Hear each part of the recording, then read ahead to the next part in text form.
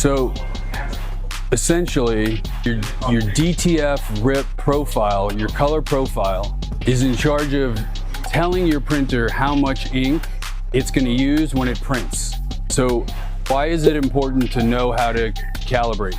Because if your supplier makes a change to their film and the coating gets modified just a little bit, but they didn't tell you that, and you start printing, that new film could absorb more or absorb less ink than what you were using before.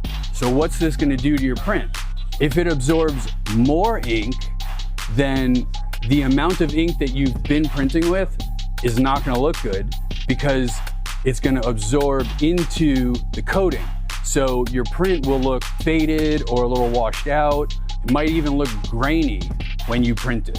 So what do you do in that situation? Well, you need to reprofile or recalibrate your profile. So you've been using a film and everything's been going great, so you don't need to profile. It's the same manufacturer that you've been using since you bought your press. It's the same ink you've been using since you bought your press.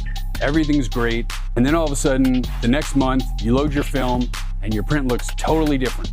I see this all the time, and I get questions almost every day about how to fix this. Your print now looks washed out. The blues aren't good, the reds aren't good. It doesn't look as saturated. It doesn't look as thick, as bright.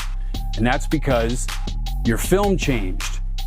So you have to go back in now with your software, and you need to print out a chart, scan in the chart, and that's going to tell your RIP software that it needs to start using more ink.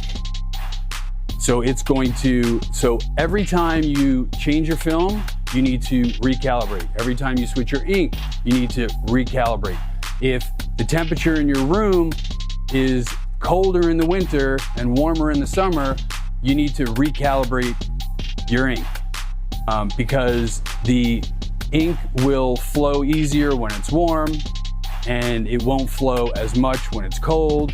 So all of these things come into play. But the most important thing about DTF printing, or any type of printing, is calibration. So if you have good calibration and you're calibrating often, then you will have consistent colors, and you'll be able to take printer A and match it to printer B and match it to printer C. Even if they're different brands, you can still recalibrate and get everything to match.